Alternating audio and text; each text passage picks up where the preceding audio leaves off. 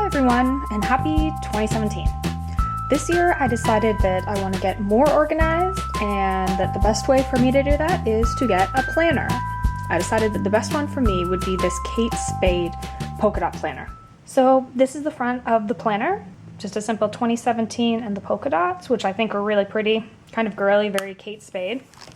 And when you open it, the first thing you see is this page where you can put your name and a telephone number, or email address in case you're planning to take this on the go and worried about losing it. One of the things I really liked about this was that it has this page with a pocket in it. So here you can put receipts or photos or anything that that you want to keep track of temporarily. It also has sort of typical things that most agendas will have, like a yearly calendar of 2017 and 2018.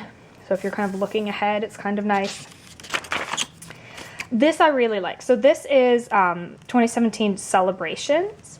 So if you're looking to write down people's birthdays, you can have it there, and it kind of helps you see it all in one place. So then next we have the 2017 holidays.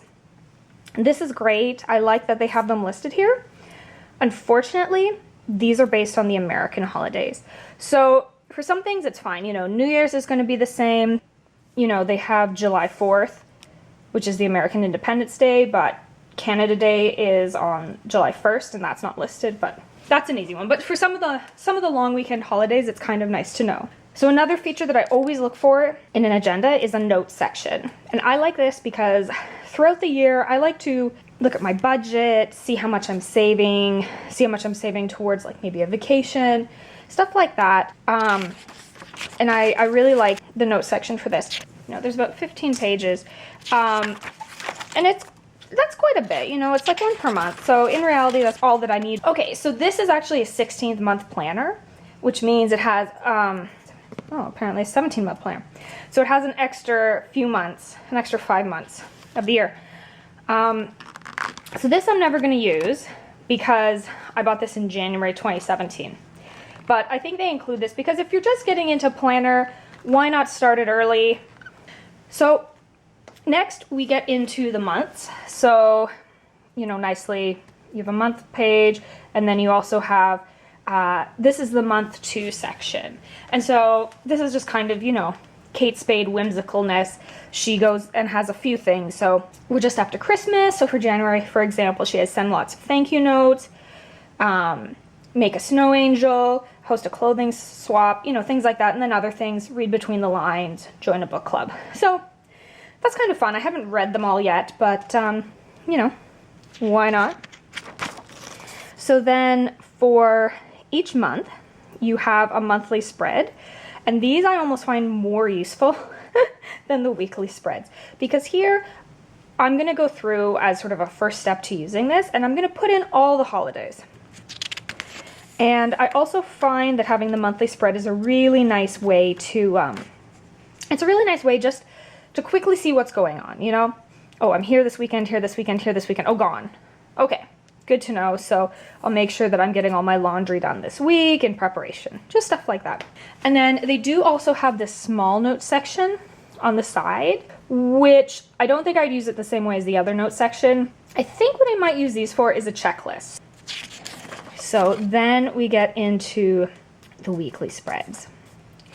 And as you can see, it's very basic. It just consists of, the day and then a number of lines to write down what you're doing that day. And that's simple enough for me because I'm really just going to be using this for more social things than, I'm not going to use it for work because I have a calendar for work in my computer. So it's just going to be what I'm doing. What I do like is that Saturday and Sunday are split up. They're not as big, which is unfortunate because a lot of my things that I'll be doing will be on the weekend, but I do feel that there's enough space here. It'll serve my purpose, And then at the end of each month, they do give you a couple of pages of note paper. So I think that's going to be enough for my purpose. I might use it as a budget tool. And then as you can see, there's tabs along the edge for each month. And then at the end of December, it just It has one extra week for January, which is nice, gives you a chance to buy a new agenda, and then it ends. So that's fine. So part of the reason I like this agenda is because of the rose inside, the rose color. I think that's really pretty and really feminine. And then the gold hardware on the coils does match really nicely the agenda at the front. And it does have this nice elastic so that if you're taking this on the go, you can really close it. So if you do have some loose papers in there, they're taken care of. So the reason I wanted to get a planner is basically I wanted a physical way to see what I'm doing. If it's physical, you can really see and flip ahead easily and sort of get a all-around look of how your year looks. I also wanted an agenda because I thought it would be a good way to see what I have to look forward to. So going into the new year and into February blogs, it's kind of like, you know, what's going to happen next?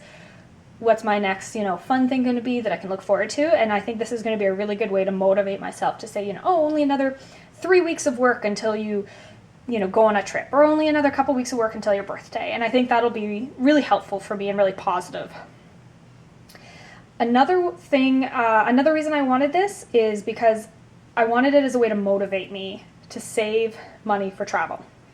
So if I know that, you know, if I know that in like July, I'm going to be going on a trip, then probably I see it coming. I say, okay, well, if I stay at this hotel, I need this much, but if I save a little bit more over here, and I think it'll really help me really see the savings grow, especially if I use those note pages. And then really, like, one of the biggest things for me is I want to maximize my time.